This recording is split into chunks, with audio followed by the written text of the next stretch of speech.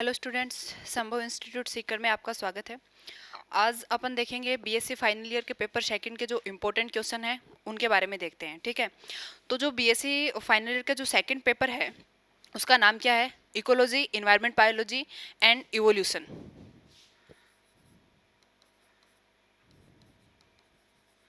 BSc final year paper second. Paper second का जो नाम है इकोलॉजी,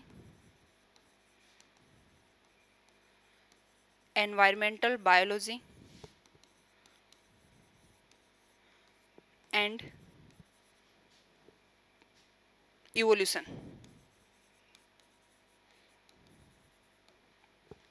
तीन यूनिट होती हैं। फर्स्ट यूनिट में अपन क्या पढ़ेंगे? इकोलॉजी के बारे में, ये हो जाएगी यूनिट फर्स्ट। और एनवायरमेंटल बायोलॉजी की हो जाएगी यूनिट सेकंड।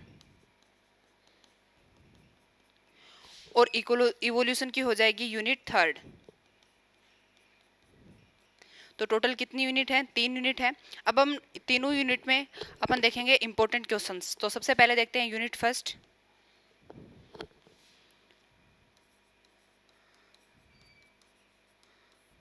इकोलॉजी। इकोलॉजी में सबसे पहले अगर अपन बात करें तो जो इकोसिस्टम होता है, इकोसिस्टम की संरचना के बारे में, इकोसिस्टम की जो संरचना होती है या फिर अपन ऐसे बोलते हैं पारिस्थितिकी तंत्र की संरचना,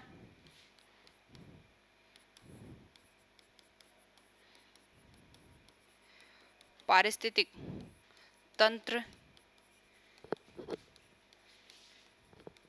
की संरचना यानी कि इकोसिस्टम की structure, structure of ecosystem, structure of ecosystem. अगर अपन पारिस्थितिकी तंत्र की संरचना की बात करते हैं तो आप लोगों को पता है कि पारिस्थितिकी तंत्र में दो प्रकार के कंपोनेंट्स होते हैं। एक तो होते हैं बायोटिक कंपोनेंट्स, दूसरे कौन से होते हैं? Abiotic components. अगर अपन इसकी संरचना की बात करें तो अपन इसमें क्या पढ़ेंगे? एक तो पढ़ेंगे बायोटिक कंपोनेंट्स और दूसरे कौन से पढ़ेंगे? Abiotic components.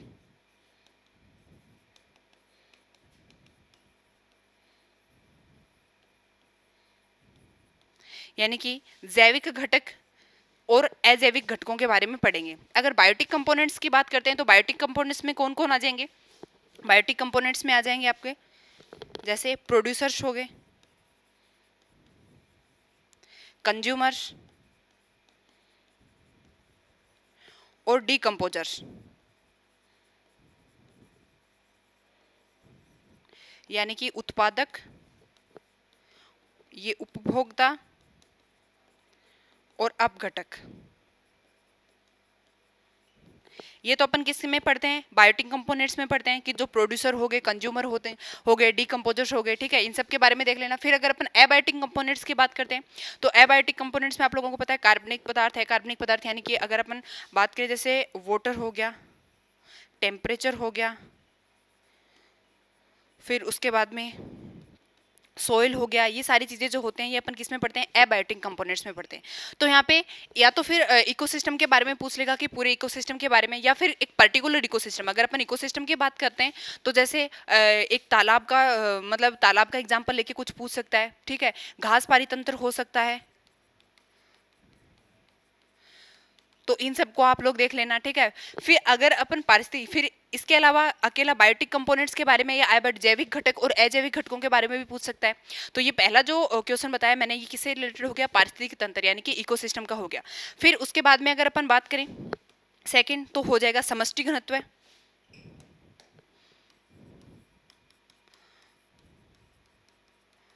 समष्टि घनत्व। अगर समष्टि घनत्व की बात करते हैं तो आप लोगों को पता है कि इकाई समय में, मतलब एक पर्टिकुलर समय में इकाई क्षेत्रफल या इकाई आयतन में जो प्रेजेंट जो व्यष्टियों की संख्या होती है वो क्या कहलाती है? उनका घनत्व कहलाती है। अब ये जो डेंसिटी होती है ये क्या होती है? दो प्रकार की होती है। आप लोगों को पता है डेंसिटी, यहाँ पे अगर समष्टि घनत्व की बात करते हैं तो दो प्रकार की होती है। एक तो होती है क्रूड डेंसिटी और एक कौन सी होती है? Ecological density.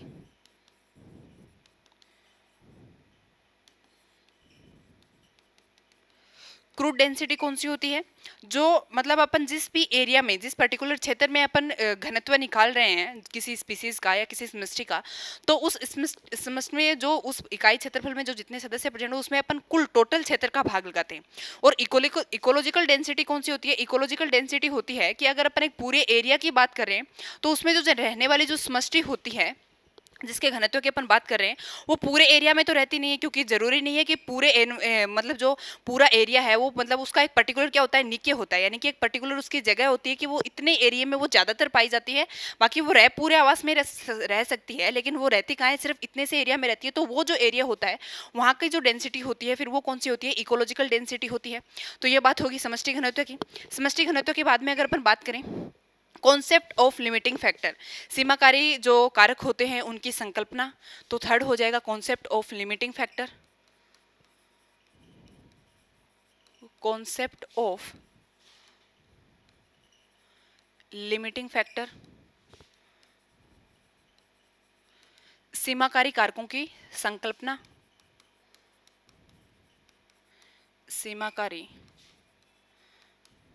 कारकों की संकल्पना।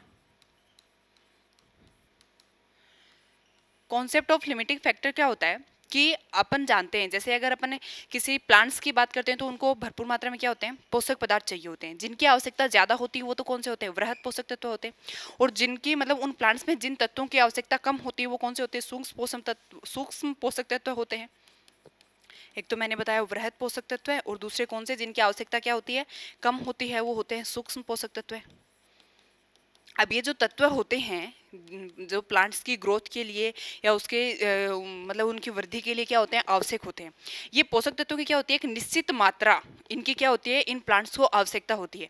अगर इस निश्चित मात्रा से ये कम हो या फिर ज़्यादा हो जाए, या फिर मतलब बहुत ज़्यादा हो जाए, इनकी मतलब जो इनकी रेंज है वो बहुत ज़्यादा हो जाए तो भी, या फिर ये अपनी निश्चित मात्रा से कम मात्रा में अगर प्रेजेंट हो, तो पादप को ये क्या करते हैं, फिर प्रभावित करते हैं। उसके मतलब उसके लिए क्या किसका काम करते हैं, लिमिटिंग फैक्टर का काम करते हैं। तो ये चीज़ बताई थी। सीमाकारी कारकों की संकल्पना में अपन क्या पढ़ते हैं, लिबिग्स लॉ ऑफ मिनिमम। सबसे पहले अगर अपन यहाँ पे पढ़ते हैं तो क्या पढ़ते हैं, लिबिग्स लॉ ऑफ मिनिमम। लिबिग्स ने किसके बारे में बताया था, प्रकाश संश्लेषण। जो प्रकाश संश्लेषण में जो फैक्टर यानी कि जो कारक जो रिस्पॉन्सिबल होते हैं, जैसे CO2 हो गया, वाटर हो गया, क्लोरोफिल हो गया, प्रकाश की ऊर्जा, प्रकाश की मात्रा होगी, ये सारे इन सब के लिमिटिंग फैक्टर के बारे में बताया था। ठीक है, लिबिग्स लॉ ऑफ क्या हो गया, मिनिमम हो गया। एक तो ये पढ़ते हो, दूसरा अपन क्या पढ़ते हैं, Shelford's law of tolerance. Shelford's law of tolerance, इसमें अपन क्या पढ़ते हैं, सेल्फर्ड लॉ ऑफ टॉलरेंस में कि जितनी मात्रा किसी भी प्लांट को जरूरी होती है, अगर उससे बहुत अधिक मात्रा दे दी जाए तो वो भी उसके लिए क्या होती है, हानिकारक होती है। वो भी एक क्या हो सकती है, सीमाकारी कारक हो सकता है। मान लो कोई भी जो पोषक तत्व है जो प्लांट्स को, जैसे जिंक हो गया, कुछ भी कार्बन हो गया, कुछ भी जो इनको आवश्यकता होती है, उससे अगर निश्चित मात्रा से अगर अधिक मात्रा में दे दी जाए तो भी प्लांट की वृद्धि जो होती है वो अवरुद्ध हो जाती है। यानी कि टॉलरेंस का मतलब क्या हो गया, उनकी सहन शक्ति से अगर ज़्यादा मात्रा उनको उस पोषक तत्व की या उस पदार्थ या उस रसायन की दे दी जाए तो फिर वो भी क्या होती है, एक सीमाकारी फैक्टर की तरह कार्य करती है। ठीक है, तो अपन इसमें ये दो नियम पढ़ते हैं, तो लिबिग्स लॉ ऑफ मिनिमम पढ़ते हैं, दूसरा कौन सा पढ़ते हैं, सेल्फर्ड्स लॉ ऑफ टॉलरेंस पढ़ते हैं। तो ये हो गया कॉन्सेप्ट ऑफ लिमिटिंग फैक्टर हो गया। फिर थर्ड क्वेश्चन की अगर बात करते हैं तो जैसे हो जाएगा जैव स्थिरीकरण। जैव स्थिरीकरण, जैव स्थिरीकरण क्या होता है, स्थिरीकरण का मतलब होता है लेयर बनना। स्थिरीकरण का अगर अपन नॉर्मली बोले तो क्या बोल सकते हैं, ऐसे बोल सकते हैं कि लेयर बनना, जैसे चट्टानों के ऊपर परत का निर्माण होना, वो भी क्या होता है, एक स्थिरीकरण का एग्जांपल हो गया। फिर उसके अलावा जो वाटर होता है उसके ऊपर अपन बात करें जैसे मिनरल्स का, और इनकी क्या बन जाना, लेयर बन जाना। वातावरणीय स्थिरीकरण के द्वारा मतलब जो वायुमंडल होता है इसके अंदर भी क्या बन जाना, लेयर बन जाना। ये जो होता है ये जैव स्थिरीकरण कहलाता है। इसका मतलब अपन बोल सकते हैं, छोटा क्वेश्चन आ सकता है जैव स्थिरीकरण की परिभाषा के रूप में। तो स्थिरीकरण का मतलब क्या होता है, यानी कि लेयर का फॉर्मेशन होना, लेयर बनना, ये क्या कहलाता है, स्थिरीकरण कहलाता है। नेक्स्ट क्वेश्चन की अगर अपन बात करें तो जैव भू रासायनिक चक्र। जैव भू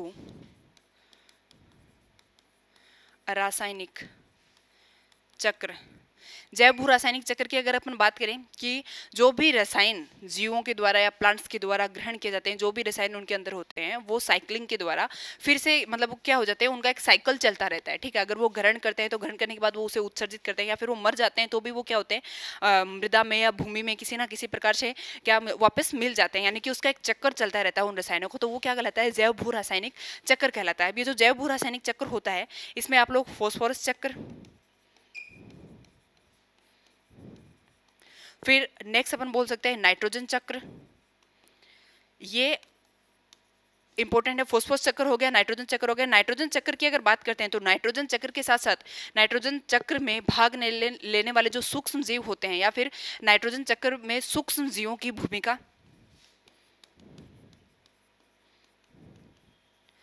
सूक्ष्म जीवों की भूमिका। नाइट्रोजन चक्र की बात करें तो आप लोगों को पता है नाइट्रोजन चक्र में मतलब सबसे पहला स्टेप होता है, स्टेप फर्स्ट की अगर बात करें तो क्या होता है, जो एटमॉस्फेरिक नाइट्रोजन होती है उसका क्या किया जाता है, फिक्सेशन किया जाता है। तो सबसे पहले होता है fixation of atmospheric nitrogen, fixation of atmospheric nitrogen, यानी कि वातावरणीय नाइट्रोजन का को फिक्स करना, वातावरणीय नाइट्रोजन को फिक्स करना। फिर उसके बाद में सेकंड जो हो जाएगी, सेकंड स्टेप कौन सी हो जाएगी, absorption and assimilation, absorption and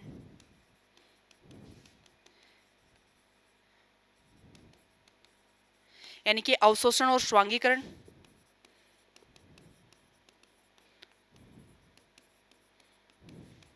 ये स्टेप आप इसके अंदर पढ़ते हो नाइट्रोजन साइकिल के अंदर, ठीक है। फिर थर्ड स्टेप जो हो जाएगी वो कौन सी हो जाएगी, अमोनिफिकेशन,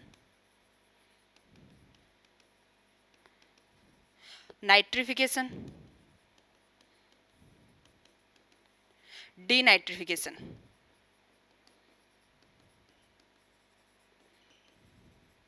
नाइट्रीकरण हो गया और ये क्या हो गया, विनाइट्रीकरण हो गया। तो ये स्टेप अपन किस में पढ़ते हैं, नाइट्रोजन साइकिल के अंदर पढ़ते हैं। फिर इसके अंदर सूक्ष्म जीवों की भूमिका की अगर बात करें तो जैसे सबसे पहले अपन बात करते हैं नाइट्रोजन फिक्सिंग बैक्टीरिया की।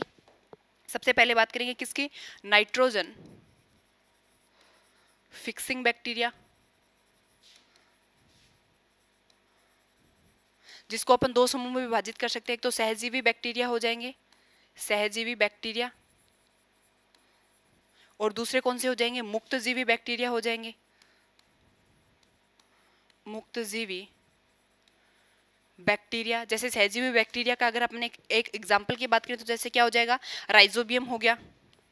अगर यहाँ पे एग्जाम्पल के रूप में बात करें तो क्या हो गया, राइजोबियम।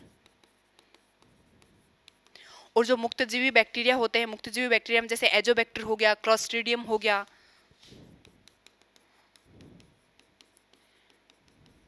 एजोबैक्टर, क्लोस्ट्रीडियम, ये हो जाएंगे। फिर इसके बाद में ये अपन जो नाइट्रोजन जो फिक्सिंग बैक्टीरिया होते हैं उनकी बात कर ली। फिर सेकेंड अगर अपन बात करें तो कौन से हो जाएंगे, अमोनिफिकेशन एंड मिनरलाइजेशन वाले,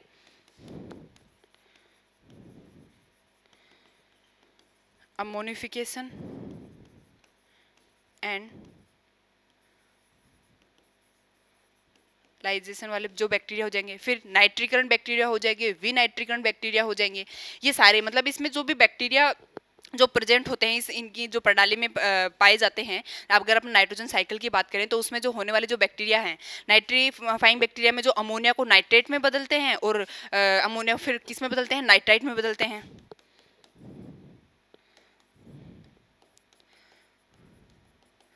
नाइट्रीकरण बैक्टीरिया जो क्या करते हैं, अमोनिया को नाइट्रेट और नाइट्राइट में चेंज करते हैं। ये वाले जो हो जाएंगे ये बैक्टीरिया हो जाएंगे। फिर इसके बाद में विनाइट्रीकरण बैक्टीरिया हो जाएंगे।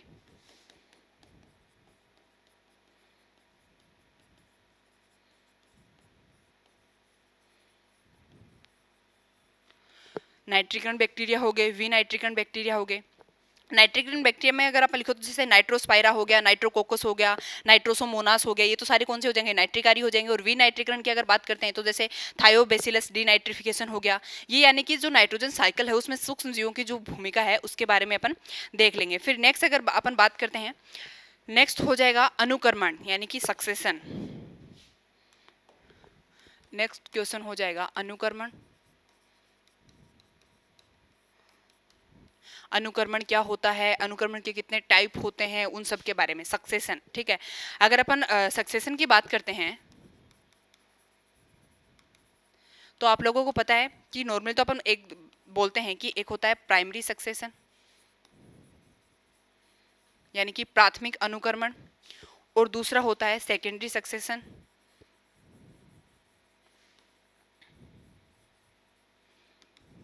सक्सेशन क्या होता है बताइए। सक्सेशन क्या होता है कि अगर कोई भी ऐसा एरिया है जहाँ पे पहले से, एक तो अगर अपन प्राइमरी सक्सेशन की बात करें तो यानी कि यहाँ पे पहले जीवन संभव नहीं था, सबसे पहले जो कम्युनिटी का फॉर्मेशन होना स्टार्ट होता है वो प्राइमरी सक्सेशन होता है। और सेकेंडरी सक्सेशन क्या होता है, मान लो यहाँ पहले से कोई कम्युनिटी प्रेजेंट थी उस एनवायरमेंट में या उस क्षेत्र में, पहले से कोई कम्युनिटी प्रेजेंट थी, लेकिन किसी भी कारणवश या तो एनवायरमेंट के किसी कारण रीजन की वजह से मान लो कोई आग लग गई या कुछ भी हो गया, ज्वालामुखी के फटना ये सब हो गया, या फिर किसी मानवीय क्रियाकलाप के दौरान वहाँ पे जो पहले जो कम्युनिटी प्रेजेंट थी वो कम्युनिटी वहाँ से चली गई, या फिर वो कम्युनिटी क्या हो गई, नष्ट हो गई।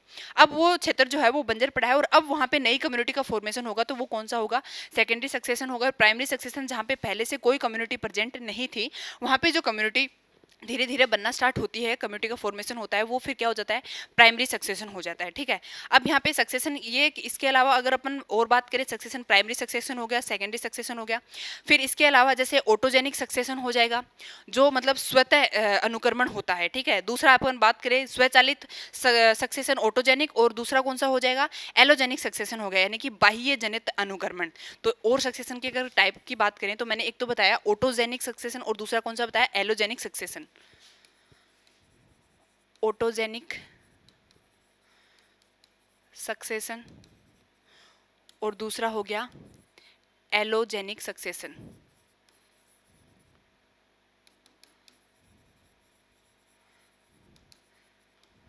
ऑटोजेनिक सक्सेशन और दूसरा कौन सा हो गया, एलोजेनिक, जो स्वजनित और बाह्य जनित अनुक्रमण हो गया। ये तो कौन सा हो गया, स्वजनित अनुक्रमण, और ये कौन सा हो गया बाह्य जनित अनुक्रमण हो गया। इसके अलावा अपन सक्सेशन की बात करें तो पोषण के आधार पे भी सक्सेशन को क्या कर सकते हैं, डिवाइड कर सकते हैं। पोषण के आधार पर अगर बात करें तो स्वयं पोषी या फिर विषम पोषी, तो कौन सा बोल सकते हैं, ऑटोट्रोफिक, और दूसरा कौन सा बोल सकते हैं, हेटेरोट्रोफिक। तो एक और अपन सक्सेशन के प्रकार बोल सकते हैं ऑटोट्रोफिक सक्सेशन, और दूसरा कौन सा हो जाएगा, हेटेरोट्रोपिक सक्सेशन। ये तो हो गया स्वयंपोषी, और ये कौन सा हो गया, विषमपोषी। तो ये किसकी बात होगी, सक्सेशन की बात होगी। सक्सेशन के बाद में अगर नेक्स्ट क्वेश्चन की बात करते हैं तो नेक्स्ट क्वेश्चन कौन सा हो जाएगा, जैसे अगर अपन बात करें बहिर्प्रवासन और अंतःप्रवासन, यानी कि इमिग्रेशन और इमाइग्रेशन का हो जाएगा। आप लोगों को पता है इमिग्रेशन क्या होता है, इमाइग्रेशन यानी कि बहिर्प्रवासन और उत्प्रवासन, मतलब वहाँ से किसी भी स्पीसीज का वहाँ से जाना या फिर किसी रीजन की वजह से वहाँ पे किसी स्पीसीज का आना, तो बहिर्प्रवासन अंतःप्रवासन हो गया। इसी के साथ साथ जन्म दर मृत्यु दर हो गया। तो यहाँ पे अपन बहिर्प्रवासन तथा अंतःप्रवासन, इमिग्रेशन और इमाइग्रेशन, जन्म दर हो गया, मृत्यु दर हो गया,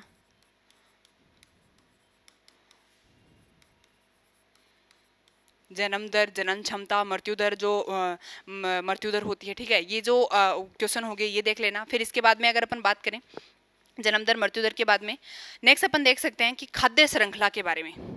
नेक्स्ट क्वेश्चन की अगर बात करें तो कौन सा हो जाएगा, खाद्य श्रृंखला।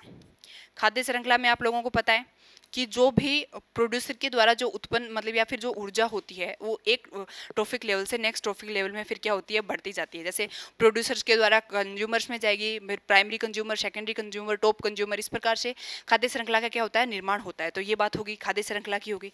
खाद्य श्रृंखला में अपन एक और बात पढ़ लेते हैं, जैसे क्या हो जाता है, जैव आवर्धन हो जाता है। जैव आवर्धन, यानी कि जब खाद्य श्रृंखला में अपन बात करें, प्रोड्यूसर क्या होते हैं, ऊर्जा के स्रोत होते हैं। यानी कि एक इकोसिस्टम में अगर ऊर्जा प्रवेश करती है तो वो किसके द्वारा प्रवेश करती है, प्रोड्यूसर के द्वारा प्रवेश करती है। ठीक है, अब प्रोड्यूसर से आगे आगे जो भी भोजन होगा वो मतलब अगर कोई भी पदार्थ होगा वो एक ट्रॉफिक लेवल से second trophic level, third trophic level ऐसे बढ़ता जाएगा, तो उसकी मात्रा क्या होगी, बढ़ती जाएगी। तो ये इस प्रकार से क्या होता है, जैव आवर्धन होता है। लेकिन ऊर्जा की अगर बात करते हैं अपन, तो ऊर्जा क्या होती है, एक ट्रॉफिक लेवल से दूसरे ट्रॉफिक लेवल जाने पर ऊर्जा का स्तर तो क्या होता है, घटता जाता है। तो यहीं पे जो पिरामिड होते हैं, तो यहाँ पे एक और क्वेश्चन आ जाएगा, जैसे ऊर्जा स्तूप हो गए, एनर्जी पिरामिड। आप लोगों को पता है ऊर्जा स्तूप जो होते हैं ऑलवेज कैसे होते हैं, सीधे होते हैं। क्योंकि आप लोगों को पता है अगर अपन एक ट्रॉफिक लेवल फर्स्ट से trophic level second, trophic level third और ट्रॉफिक लेवल 4 में जाएंगे, तो यहाँ से यहाँ जाने पर 90% ऊर्जा जो होती है वो क्या हो जाती है, नष्ट हो जाती है। सिर्फ 10% ऊर्जा ही किसको अगले ट्रॉफिक लेवल को मिल जाती है। अब इसकी 90% जो होगी वो क्या हो जाएगी, नष्ट हो जाएगी, और सिर्फ 10% क्या मिलेगी, इसको मिलेगी। इसकी भी 90% जो होगी वो क्या हो जाएगी, नष्ट हो जाएगी, और आगे फिर इसको 10% ऊर्जा ही मिलती है। तो ऊर्जा जो होती है, अगर अपन एक निचले ट्रॉफिक लेवल से उच्चतर ट्रॉफिक लेवल की तरफ जाते हैं तो ऊर्जा क्या होती है, घटती जाती है। और ऊर्जा की पिरामिड कैसे होते हैं, सीधे होते हैं। तो यहाँ पे आप खाद्य श्रृंखला हो गया, जैव आवर्धन हो गया, ऊर्जा स्तूप हो गए, ये सारी चीजें आप देख लेना। ठीक है, तो ये बात कर ली अपन ने।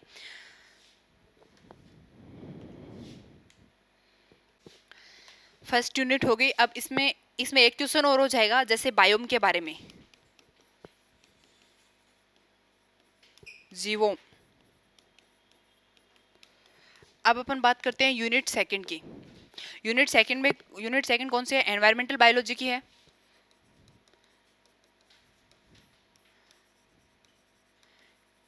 Environmental biology. यूनिट सेकंड की अगर बात करते हैं तो यूनिट सेकंड में कौन कौन से क्वेश्चन हो जाएंगे, जैसे सबसे पहले अगर अपन बात करें तो जैसे प्राकृतिक संसाधन। आप लोगों को पता है प्राकृतिक संसाधन जो प्रकृति द्वारा प्रदत्त किए हुए संसाधन होते हैं, जो मनुष्य के लिए बहुत ही आवश्यक होते हैं, यूजफुल होते हैं प्राकृतिक संसाधन। और कितने प्रकार के होते हैं, 2 प्रकार के होते हैं। एक तो होते हैं रीन्यूएबल, एक होते हैं नॉन रीन्यूएबल, यानी कि नवीनीकरणीय प्राकृतिक संसाधन होते हैं और अनवीनीकरणीय प्राकृतिक संसाधन होते हैं। तो सबसे पहला अपन बात कर लेंगे प्राकृतिक संसाधन।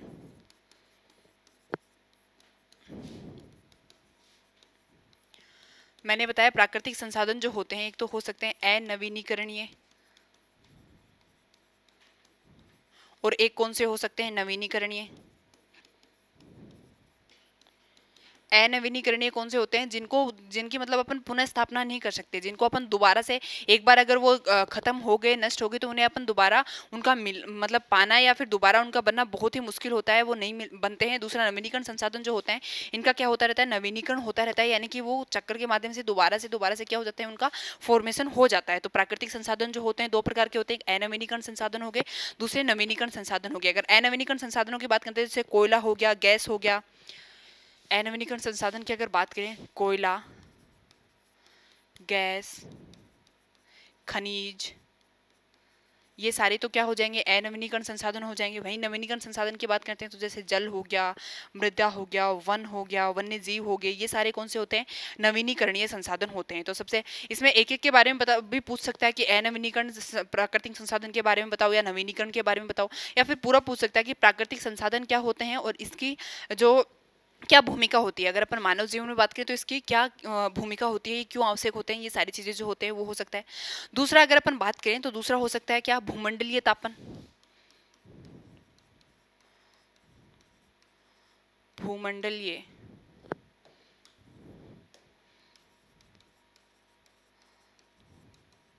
तापन।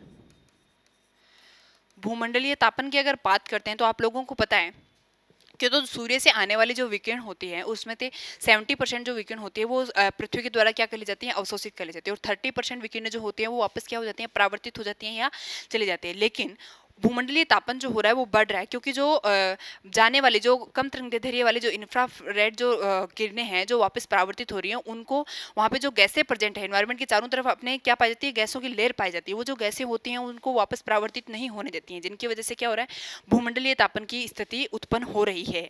तो इसमें अगर भूमंडलीय तापन की बात करते हैं तो यहीं पर अपन देख सकते हैं कि जो हरित गृह प्रभाव होता है,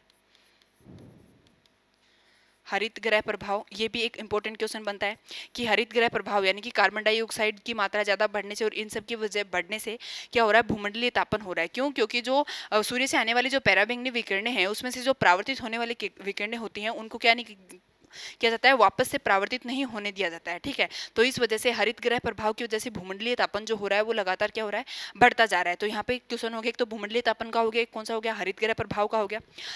फिर नेक्स्ट अगर अपन बात करें हरित गृह प्रभाव की और इसकी ओजोन परत का क्षय, नेक्स्ट क्वेश्चन हो सकता है ओजोन परत क्षय। ओजोन परत क्या आप लोगों को पता है कि क्या करती है, सूर्य से आने वाली जो पराबैंगनी विकिरणें होती है इनको रोकने का काम करती है। सूर्य से आने वाली पराबैंगनी विकिरणों की बात करते हैं तो उसमें से अपन इसको 3 भागों में क्या कर सकते हैं, डिवाइड कर सकते हैं। एक तो UVA होता है, UVB होता है,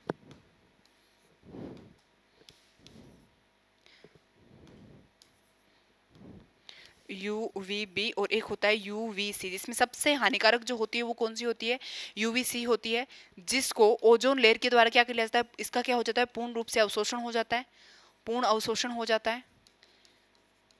ये सबसे ज्यादा हानिकारक होती है। UVB जो होती है ये कम हानिकारक होती है, इसका भी अधिकांश भाग क्या कर लिया जाता है, ओजोन लेयर के द्वारा क्या कर लिया जाता है, अवशोषित कर लिया जाता है। इसका भी अधिकांश भाग अवशोषित हो जाता है। और जो UVA होती है ये बहुत ही कम हानिकारक होती है, सबसे कम हानिकारक होती है, सबसे कम हानिकारक होती है। और इसका अवशोषण जो होता है ओजोन लेयर द्वारा नहीं किया जाता है, ये पृथ्वी तक पहुंचती है। इसका अधिकांश भाग जो होता है वो कहाँ पहुंचता है, पृथ्वी तक पहुंचता है, लेकिन ये क्या नहीं होती है, ज़्यादा हार्मफुल नहीं होती है।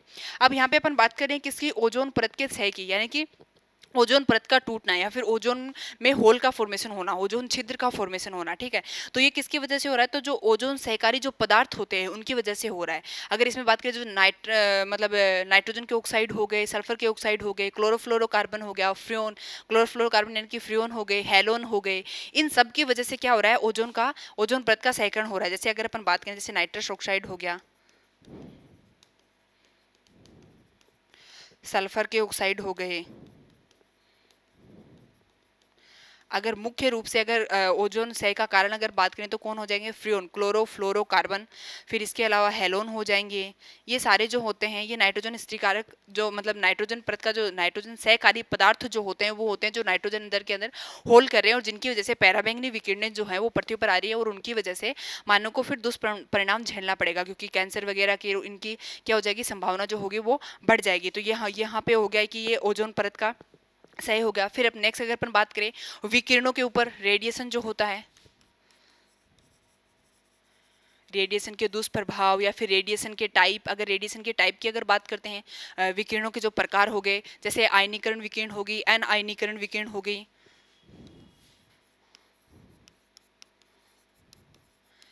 अनआयनीकरण विकिरण,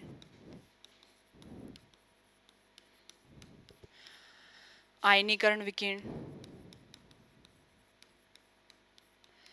इसके अलावा आयनीकरण अनायनीकरण के अलावा नेक्स्ट अगर अपन बात करेंगे तो क्या होगी, प्रभाव संरचना के आधार पर बात करें तो जैसे विद्युत चुंबकीय विकिरण होगी, कणिकीय विकिरण हो गई, संरचना के आधार पर अपन बात कर रहे हैं विद्युत चुंबकीय विकिरण, कणिकीय विकिरण,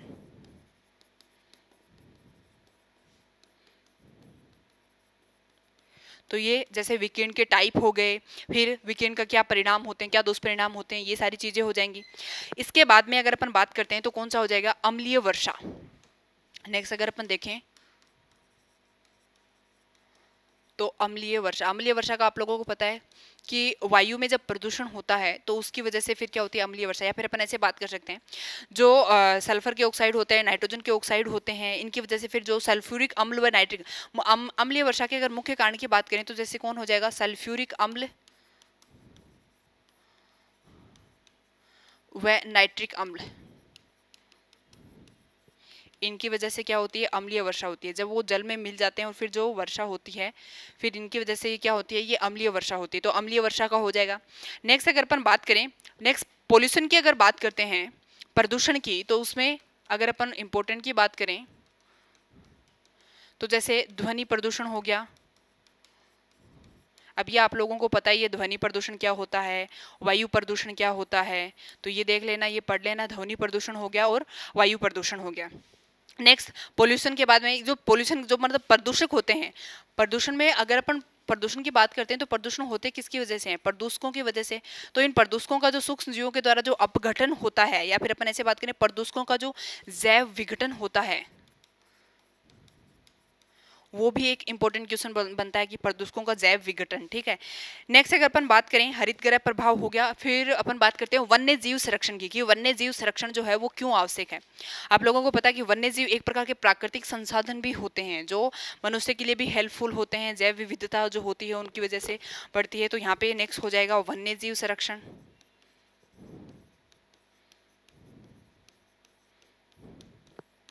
नेक्स्ट कौन सा हो जाएगा, वन्य जीव संरक्षण हो जाएगा। वन्य जीव संरक्षण के बाद में अगर अपन बात करते हैं स्पेस इकोलॉजी, और एक आता है शहरीकरण, अर्बेनाइजेशन जो होता है वो क्या होता है और उसके क्या परिणाम होते हैं। जो नगरों का जो बसावट है या फिर शहरों की स्थापना ज़्यादा होती जा रही है, इनकी वजह से क्या नुकसान हो रहा है, जो जैसे जैसे औद्योगिकरण बढ़ता जा रहा है वैसे वैसे क्या हो रहा है, शहरीकरण बढ़ता जा रहा है। फिर इसके अलावा जो स्पेस इकोलॉजी है,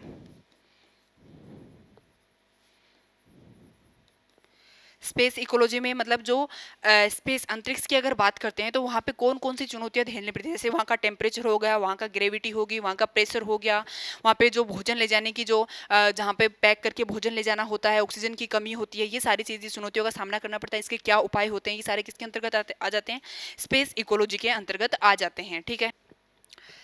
इसके अलावा नेक्स्ट अगर अपन बात करें यूनिट 3 के, एक क्वेश्चन इसमें और हो जाएगा किसका, नाभिकीय अवपात का, नाभिकीय अवपात। अब अपन बात करते हैं किसकी, यूनिट 3 की, यूनिट 3 इवोल्यूशन। इवोल्यूशन की अगर बात करते हैं तो सबसे पहले अपन बात करते हैं किसकी, नेचुरल सिलेक्शन,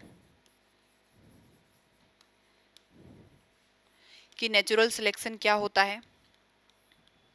नेचुरल सिलेक्शन क्या होता है कि जो नेचुरल सिलेक्शन के लिए सबसे इंपॉर्टेंट क्या होता है कि जीवों के अंदर वेरिएशन जो है वो पहले से प्रेजेंट होने चाहिए। ठीक है।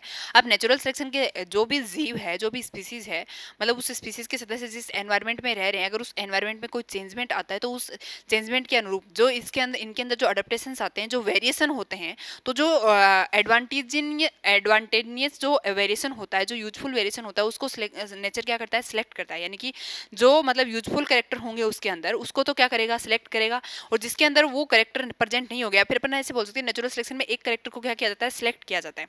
बाकी जो उसके जिनके पास वो करेक्टर नहीं होता है वो वहाँ से क्या हो जाता है, एलिमिनेट हो जाते हैं। और जिनके पास जो स्पेसिफिक वो करेक्टर होता है, जिसको नेचर क्या करती है, सिलेक्ट करती है उस एनवायरमेंट में सर्वाइव करने के लिए, वो जीव क्या कर जाता है, वहाँ पे सर्वाइव कर जाता है। तो सबसे पहले अगर अपन बात करें तो क्या हो जाएगा, नेचुरल सिलेक्शन हो जाएगा। नेचुरल सिलेक्शन के बाद में अपन बात करते हैं जैसे कॉन्सेप्ट ऑफ स्पीसीज हो गया,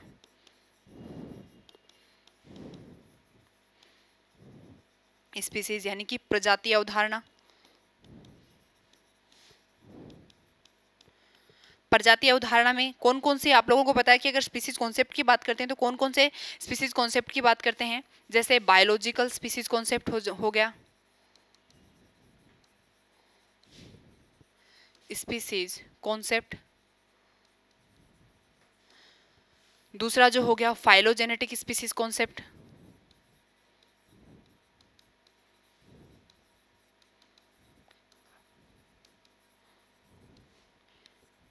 फिर इकोलॉजिकल स्पीसीज कॉन्सेप्ट। और तीसरा कौन सा हो गया, हो जाएगा इकोलॉजिकल के बाद में इवोल्यूशनरी जो स्पीसीज कॉन्सेप्ट होता है वो हो जाएगा। तो ये क्या होते हैं, कॉन्सेप्ट ऑफ मतलब स्पीसीज के जो कॉन्सेप्ट है। नेक्स्ट अगर क्वेश्चन की बात करते हैं स्पीसीज कॉन्सेप्ट के बाद में, नेक्स्ट हो जाएगा स्पीसिएशन। स्पीसिएशन क्या होता है, नई जाति का formation, new species, formation of new species, formation of new species, नई जाति का बनना। इसके रीजन क्या हो सकते हैं, बिहेवियर हो सकता है, म्यूटेशन हो सकता है, जेनेटिक ड्रिफ्ट हो सकता है, टाइम बैरियर हो सकता है, एनवायरमेंटल बैरियर हो सकते हैं। ये सारे इसके क्या हो सकते हैं, रीजन हो सकते हैं। तो यहाँ पे रीजन भी इंपॉर्टेंट है। रीजन में मैंने क्या बताया, इनका व्यवहार हो सकता है, यानी कि बिहेवियर, ठीक है, नेचुरल सिलेक्शन हो सकता है, टाइम बैरियर हो सकता है, इसके अलावा जेनेटिक ड्रिफ्ट हो सकता है, एनवायरमेंटल बैरियर हो सकते हैं,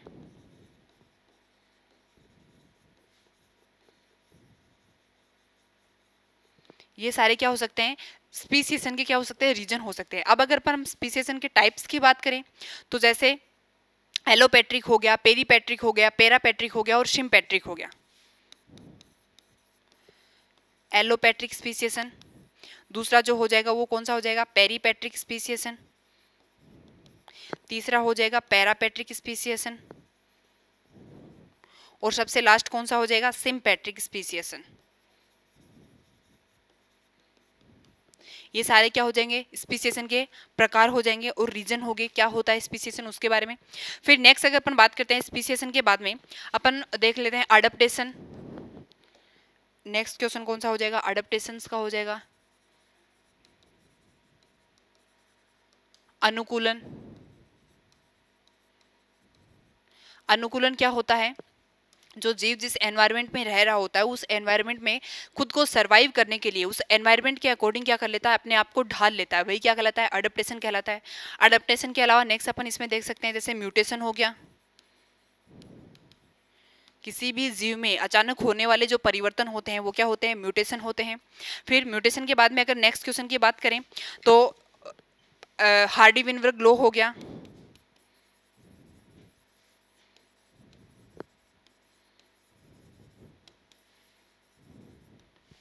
फाइलोजेनी ऑफ फोर्स,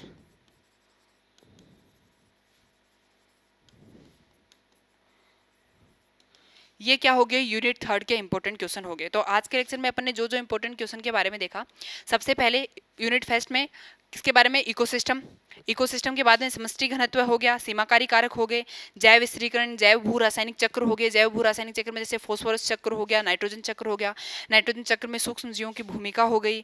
फिर उसके बाद में अगर बात करें तो क्या हो गया, सक्सेशन हो गया, सक्सेशन के प्रकार जो टाइप होते हैं उनके बारे में हो गया। फिर अपन ने बात करी जैसे इमिग्रेशन और इमाइग्रेशन, जन्म दर, मृत्यु दर, खाद्य श्रृंखला हो गया, जैव आवर्धन हो गया और ऊर्जा स्तूप हो गए और जीवोम क्या होता है। फिर अगर यूनिट सेकंड की बात करी, सबसे पहले अपन ने बताया प्राकृतिक संसाधन, भूमंडलीय तापन, हरित गृह प्रभाव, ओजोन का सहीकरण हो गया। फिर नेक्स्ट अगर क्वेश्चन की बात करते हैं तो रेडिएशन के बारे में, अम्लीय वर्षा हो गया। फिर प्रदूषण की अगर बात करते हैं तो ध्वनि प्रदूषण, वायु प्रदूषण, वन्य जीव संरक्षण क्यों आवश्यक है, शहरीकरण क्या होता है, स्पेस इकोलॉजी क्या होता है। फिर अपन ने बात करी यूनिट थर्ड की, उसमें अपन ने क्या क्या देखा, नेचुरल सिलेक्शन हो गया, कॉन्सेप्ट ऑफ स्पीसीज हो गया, स्पीसीएशन क्या होता है, फिर इसके अलावा म्यूटेशन हो गया, अडेप्टेशन हो गया, हार्डी विनबर्ग लॉ हो गया और फाइलोजेनी ऑफ होस्ट हो गया। ये सारे तो आज के लेक्चर में अभी अपन ने क्या देखा, जो इंपॉर्टेंट क्वेश्चन थे बीएससी थर्ड ईयर के सेकंड पेपर के। अब मिलते हैं नेक्स्ट लेक्चर में, थैंक यू।